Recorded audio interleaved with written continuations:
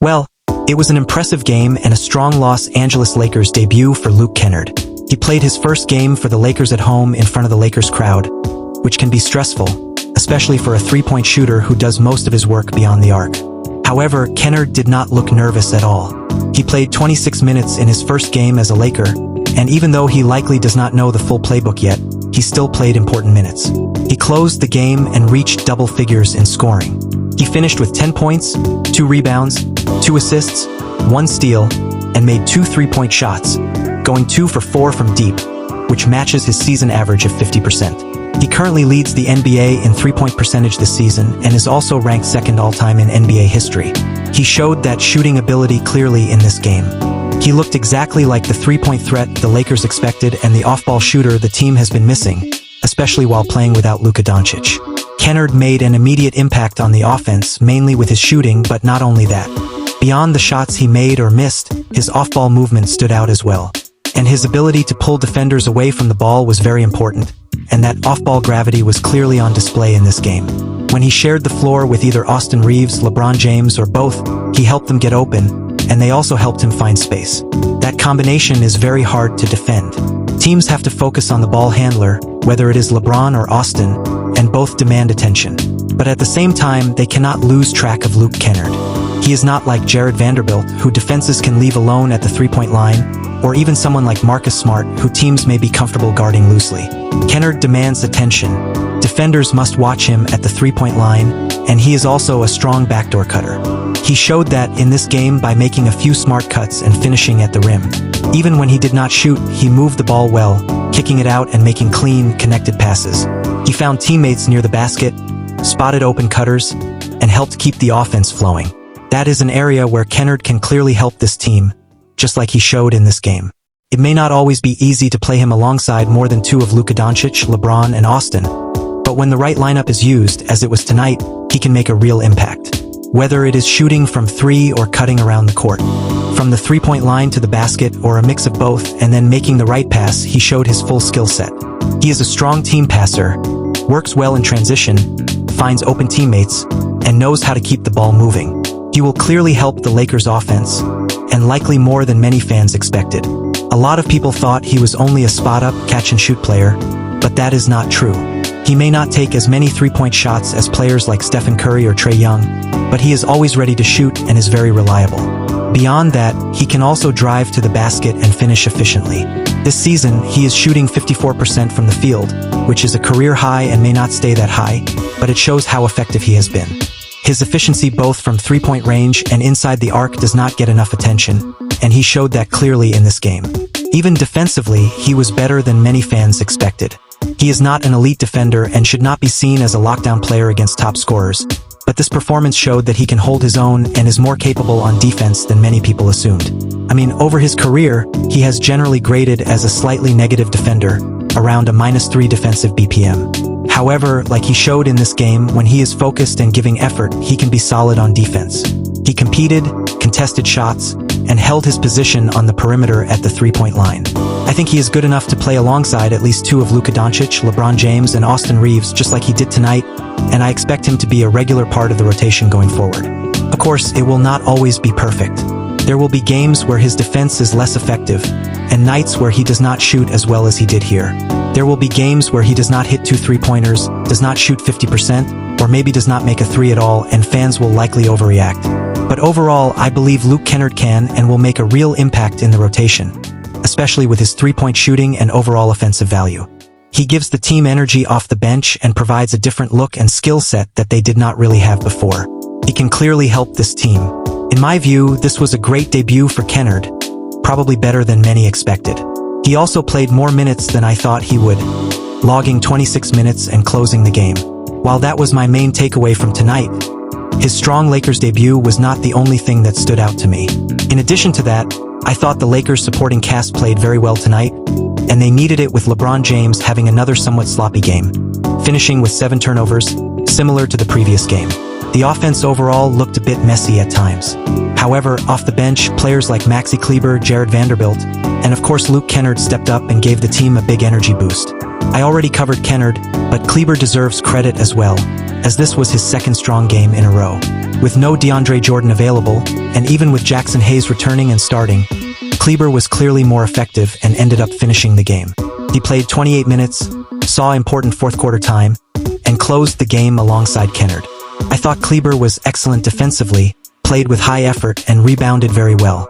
He grabbed 7 rebounds, including 2 offensive boards, added a block, and finished as a team-high plus 12. I think Kleber is better than many fans give him credit for. His stat line may not stand out with only 5 points, which casual fans will focus on, but if you watch the game, his impact was clear. He played hard and gave the team a lift, and JJ Redick showed trust in him by keeping him on the floor to finish the game. Team, I have really liked what we have seen from Maxi Kleber lately, and because of that, I do not think he is going anywhere. He should stay in the rotation moving forward and may even take some minutes away from Anthony Davis and Jackson Hayes at times. We could also see some 2 big lineups return. I have been very impressed with Kleber, and for good reason. Along with Kleber, I thought Jared Vanderbilt had a strong game as well.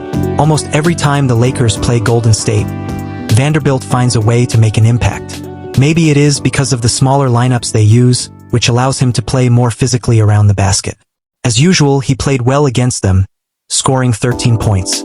Yes, 13 points from Vanderbilt, including 2 3-pointers on 3 attempts, along with 8 rebounds, 2 assists, 2 steals, and a plus 11 rating, second on the team behind Kleber. He once again gave the team a big energy boost off the bench. I thought the group of Vanderbilt, Luke Kennard, Kleber, and Austin Reeves was a major reason the Lakers succeeded tonight. Those lineups consistently helped the team play better and build a larger lead. Overall, it was a strong performance from everyone involved and a solid team win. But overall, I was very impressed with Luke Kennard.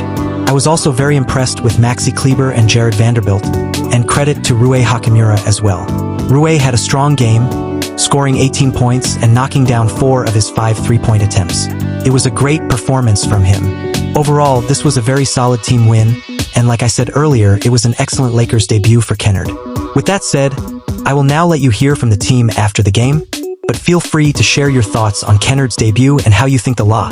The guys played really good basketball, and you could see with Luke in particular just his ability to just make reads and make plays, and he's not a guy you're gonna like give the ball to an ISO and then he's gonna bend the defense, but he's a smart basketball player and he knows how to play and he knows how to make reads, and there's the way his 0.5 mentality works is he doesn't always get the assists, but generally speaking, he's going to attack a closeout, he's going to get a shot fake and then swing the ball, and that leads to something good. So I thought, he was, for his first time with us and getting here yesterday was really good.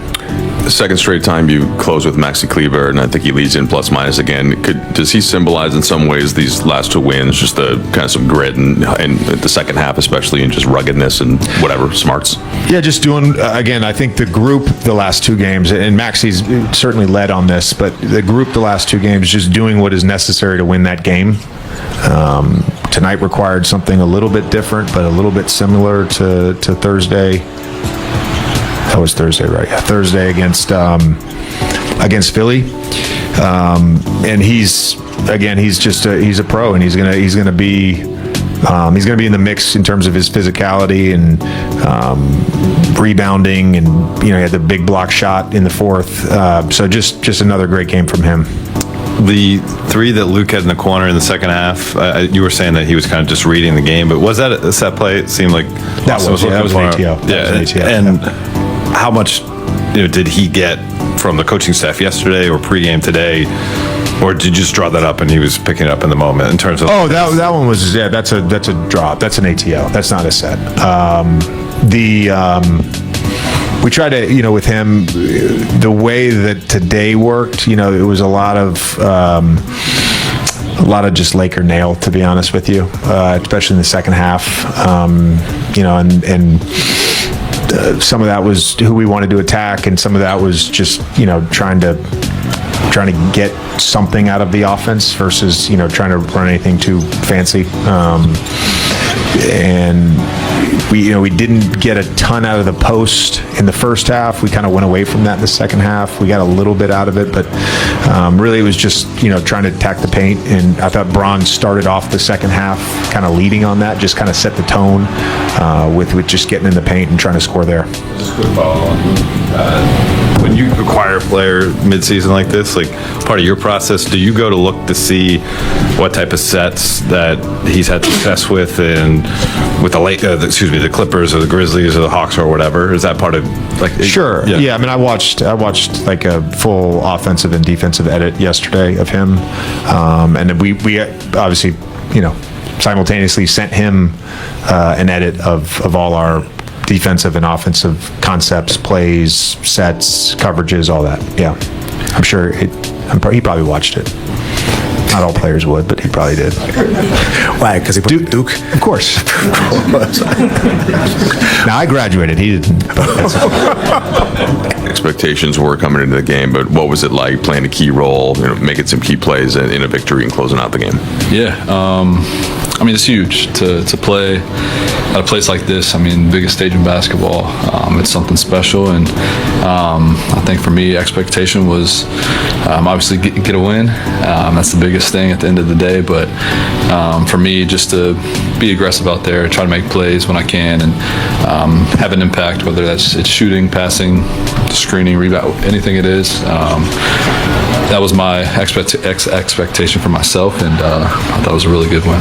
JJ had said that his video guys gave him an edit just to make sure he was up on what you this year for you, and then they sent you one, and he said a lot of guys wouldn't watch it. He assumed you did, and then he said it. Duke is the reason. Is that true? And what did you see in the edit for kind of trying to just fast track whatever you could learn about the team? Oh yeah.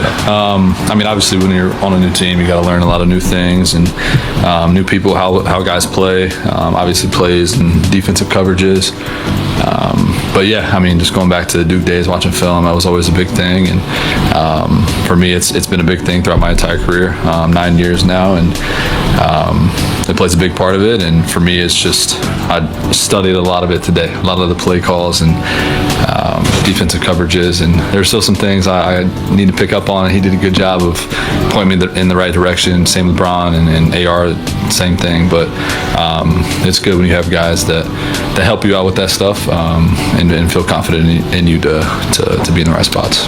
Look, I want to know if you could describe the feeling of having the ATO drawn up for you in the second half and then being able to execute it with Austin, and Maxey sets a great screen, and obviously you hit the shot. Yeah, it's a great play. I mean, when you have a play drawn up, or you especially come out of a timeout, you want to execute it.